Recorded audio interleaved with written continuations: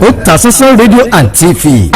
Gómìnà Ademola Adeleke kọrin reki Seyi Makinde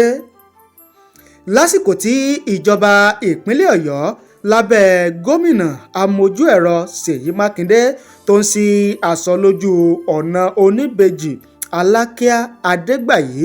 sí Ìwó road tuntun fún lílo àwọn ọmọ ìpínlẹ̀ Ọ̀yọ́ ní gómìnà ìpínlẹ̀ Ọ̀ṣun sẹ́nẹ́tọ̀ Ademola Adeleke ti gbé oríyìn fún gómìnà ìpínlẹ̀ Ọ̀yọ́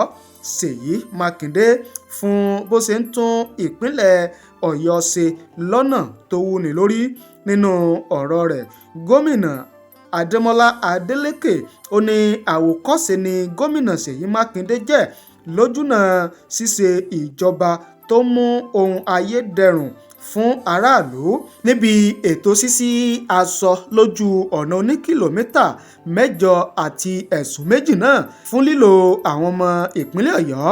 léyìí tó wáyé ní ọjọ́ 25 oṣù kínní ọdún 2024 ní gómìnà Seyi Makinde ti rọ àwọn ènìyàn ìpínlẹ̀ Ọ̀yọ́ láti túbọ̀ máa ṣe àtìlẹ́yìn fún ìjọba rẹ̀. Gómìnà Ademola Adeleke kò ṣàìṣe bí ìṣe rẹ̀, ó kọrin ó sì fi ìlù sí pẹ̀lú ijó láti fi ìdùnnú rẹ̀ hàn sí gómìnà ìpínlẹ̀ Ọ̀yọ́ amójú ẹ̀rọ Seyi Makinde. Fún àwọn ìròyìn lọ́kan-ò-jọ̀kan, ẹ tẹ̀lé wa lórí àwọn ìkànnì wa gbogbo lórí Facebook Otasansan Media TV,